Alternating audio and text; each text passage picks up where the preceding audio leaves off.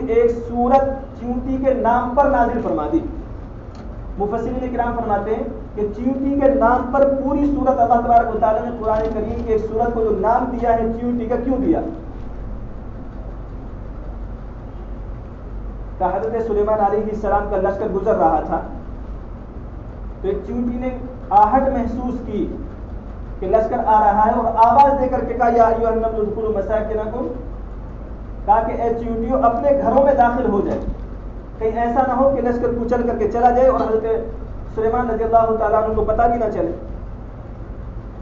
چیونٹی کی ہمدردی کی بنا پر اللہ تبارک و تعالیٰ نے قرآن کریم میں ایک سورت نمل کے نام سے نازل فرمائی. جب ایک جانور دوسرے جانور کی ہمدردی کرتا ہے اور اللہ تبارک و تعالیٰ اس کے نام پر ایک سورت قرآن کریم پر نازل فرما سکتا ہے تو ایک ایمان والا اگر ایمان والے کے ساتھ ہمدردی کرے تو اللہ تبارک و تعالیٰ اس کے لیے کیا انعامات سے نواز سکتا ہے. تصور سے باہر ہے. ہمدردی کر کے تو دیکھیں. اللہ کے نبی صلی اللہ علیہ وسلم نے ارشاد فرمایا جب ایک مسلمان دوسرے مسلمان کی کام کرانے کے لیے کا جب تک اس کے ساتھ ہوتا ہے، اس کے کام کرانے کے لیے جب تک اس میں کوشش کرتے رہتا ہے کہ تب تک فرشتے اس آدمی کے لیے اس کی کام بنانے کی کوشش کرتے رہتے. میں اگر کسی کے کام بنانے کی کوشش کرتا ہوں تو فرشتے جو اللہ تبارک و تعالیٰ کی نورانی مخلوق ہے میرے کام بنانے کی جب تک کوشش کرتی رہے گی جب تک میں دوسرے کے کام بنانے کی کوشش کرتا رہوں. یہ ہمدردی کا صلہ ہے. بس ہماری بدنصیبی اور محرومی یہ ہے کہ یہ جو جوہر تھا، یہ جو کیمیا تھا، جو قیمتی چیز تھی ہمارے دلوں سے نکل گئی. اور اس کی واحد وجہ یہی ہے کہ ہمیں دنیا سے زیادہ محبت ہے، ہم گناہوں میں زیادہ ڈوب چکے ہیں. کیونکہ اللہ کے نبی صلی اللہ تعالی علیہ وسلم نے فرمایا کہ جب آدمی گناہ کرتا ہے تو اس کے دل پر ایک سیاہ نقطہ لگ جاتا ہے، دوسرا گناہ کرتا ہے دوسرا نقطہ، تیسرا گناہ کرتا ہے تیسرا نقطہ، حتیٰ کہ گناہ کرتا چلا جاتا ہے اس کا دل سیاہ ہو جاتا ہے. پھر اس کے اوپر کہنے سننے کا بھی کوئی فائدہ نہیں ہوتا. پھر اس کے کانوں تک ایمان کی بات پہنچتی ہے، اللہ کے نبی کی بات اس کے کانوں تک پہنچتی ہے، دل تک نہیں پہنچتی، جس کی وجہ یہ ہے کہ وہ ہدایت پر نہیں آتا. وہ سنتا ہے اور سن کر کے اٹھ کر کے ایسے چلا جاتا ہے، اپنا دامن مسجد کے دروازے پر جھاڑ کر کے جائے گا کہ جتنی سنی تھی یہ یہیں چھوڑ کر کے جاتا. چونکہ ہمارے دل سیاہ ہو چکے ہیں گناہ کر کر کے.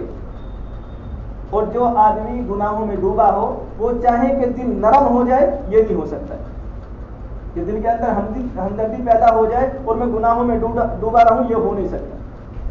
اپنے دل کے اندر ہمدردی کو پیدا کرنی ہے تو ہمیں چاہیے کہ ہم اپنے گناہوں سے توبہ کریں. گناہوں سے توبہ کریں. گناہوں سے توبہ کر لیں گے اللہ تبارک و تعالیٰ دل کے اندر ہمدردی پیدا کر دے گا. دل کے اندر ہمدردی پیدا ہو گئی تو پھر اللہ تبارک و تعالیٰ کامیابی کی چوٹیوں تک پہنچا دے گا. پھر جو ہم چاہتے ہیں پھر اللہ تبارک و تعالیٰ ویسا کر کے دکھائے گا.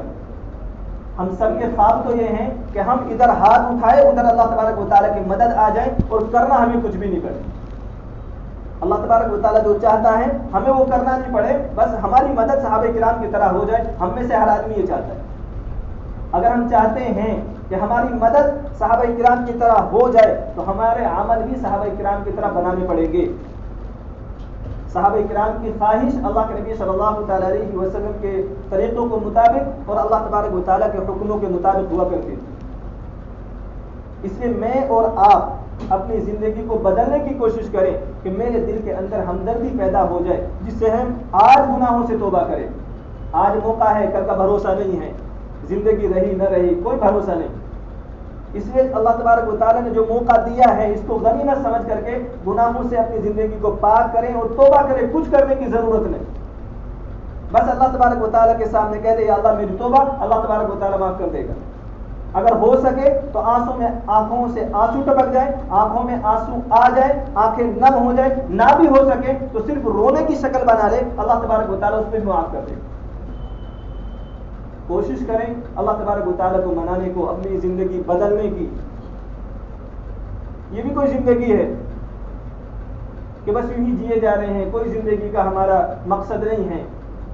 وہ کسی شاعر نے کہا ہے یوں ہی عام حالات پر زندگی بسر کی تو نے تو کیا، کچھ تو ایسا کر زمانے بھر میں افسانہ رہے. ایمان والوں کو لوگ جانتے تھے ہمدردی سے، اپنا ہو یا غیر وہ ہمدردی کیا کرتے تھے دوسروں کے ساتھ. اور ایمان کو پھیلانے میں ہمدردی کا سب سے بڑا دخل ہے. اللہ کے نبی صلی اللہ تعالی علیہ وسلم کو لوگ ستا رہے ہیں لیکن آپ ان کے لیے دعا کر رہے ہیں، اس سے ایمان پھیلا ہے۔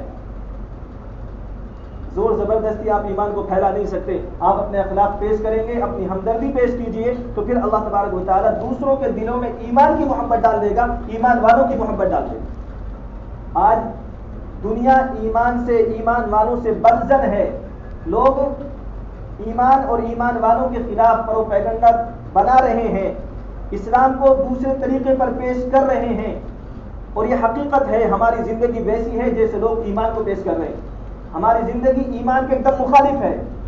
ایمان کہتا ہے ہمدردی کرو، ہم دوسرے کا مال مار رہے ہیں۔ ایمان کہتا ہے کسی کی آبروریزی مت کرو، ہم دوسرے کی عزت کو اچھال رہے ہوتے ہیں۔ ایمان کہتا ہے کسی بہن بیٹی کے سر سے دوپٹہ مت اتارو، ہم دوسرے کے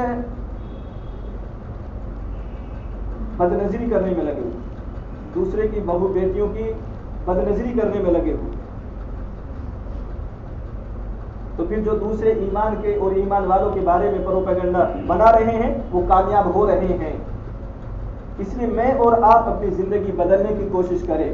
زندگی بدلے گی تو کام بنے گا، زندگی نہیں بدلے گی تو ہم سے پہلے بھی لوگ آئے ہیں، ہم بھی چلے جائیں گے، ہمارے بعد بھی آئیں گے، تو دنیا ایسی چلتی رہے گی۔ ایک دن آئے گا کہ اللہ تبارک و تعالیٰ دنیا کو توڑ پھوڑ کر کے قیامت برپا کر دے گا۔ کامیاب وہ ہوگا جو اپنی زندگی کو بدل کر کے اللہ تبارک و تعالیٰ کے حکموں پر، اللہ